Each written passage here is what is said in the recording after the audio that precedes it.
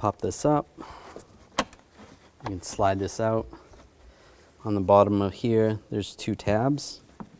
You can take a straight blade screwdriver, just push those tabs in, and push the handle in, and it slides right out.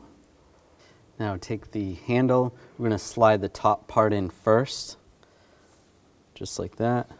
And then on the bottom, push it in and lock it in. That's all the way in. Put it back, lock it down.